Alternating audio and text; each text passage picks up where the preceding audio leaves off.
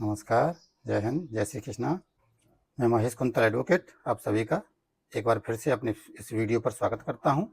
साथियों, आज हम चर्चा करने वाले हैं ड्यूरिंग ट्रायल जो एनवीडब्ल्यू हो जाते हैं एक्यूड के, उसके बारे में।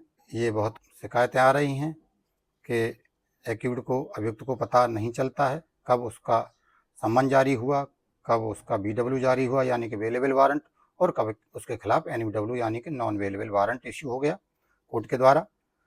और जब नॉन अवेलेबल वारंट इश्यू हो जाता है तो उसको ये डर रहता है कि जैसे ही हम पुलिस के समक्ष आएंगे या पुलिस के पास में वारंट आएगा कोर्ट से, तो पुलिस हमको अरेस्ट करके जेल भेज देगी या कोर्ट के समक्ष पेश करेगी, तो फिर कोर्ट के द्वारा जेल भेज दिया जाएगा। और अगर डायरेक्ट सरेंडर करते हैं तब भी कोर्टों की स्थिति ये है कि अधिकांश केसों में जेल भेज दिया जाता है अभियुक्त को।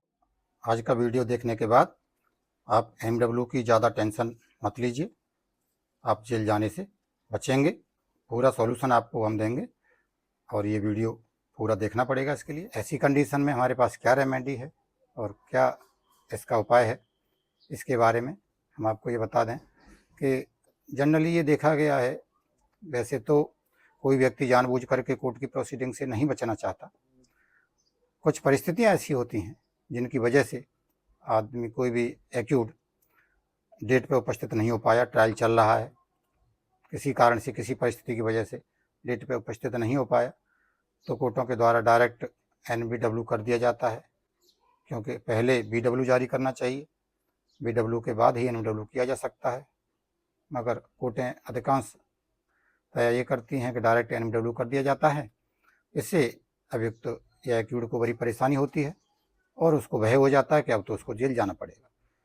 तो इसके संबंध में सुप्रीम कोर्ट का एक लैंडमार्क जजमेंट है, Inder Mohan Goswami and another versus state of Uttaranchal and others, 9 अक्टूबर 2007 का जजमेंट है, लैंडमार्क जजमेंट है।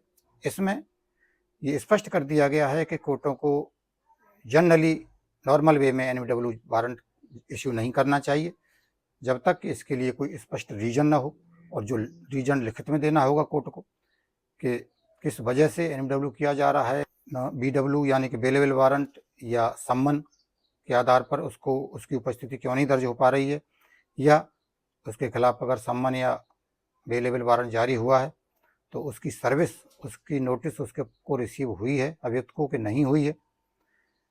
ये सारी चीज़ों पे गौर करना होगा कोर्ट्स को, और इन सारी चीज़ों के ऑब्जर्वेशन के बाद अगर कोर्ट ये पाती है कि नहीं, ये ऐसा व्यक्ति है जिसको नॉन वेलेबल वारंट के बिना कोर्ट के समक्ष नहीं लाया जा सकता, हाजिर नहीं किया जा सकता, ऐसी स्थिति में ही रीजन दे करके उसको एनडब्ल्यू कर सकती है, जनरली एनडब्ल्यू नहीं कर सकती। तो इस जजमेंट को अपनी एनडब्ल्यू जो रिकॉल एप्लीकेशन है उसके साथ में इस जजमेंट को लगाना चाहिए, और मुझे ये बहुत ही, इस संबंध में बहुत ही सही जजमेंट लगा है, Inder Mohan Goswami and another versus state of Uttaranchal and others.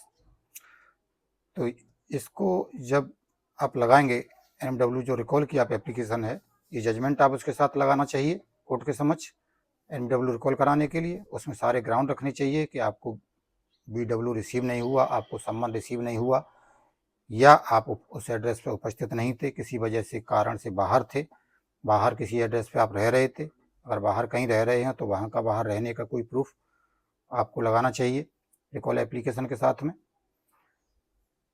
और इसके अलावा अगर आप कोई बीमारी की वजह से ग्रसित थे तो आपको वो मेडिकल भी लगाना चाहिए।